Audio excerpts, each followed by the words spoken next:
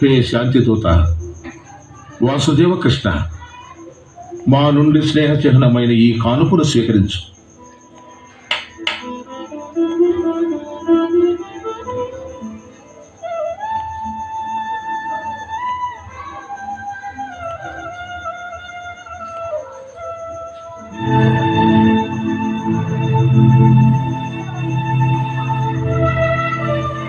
మహారాజా, తాము ఈ కానుకనిచ్చి మా గౌరవాన్ని పెంచారు.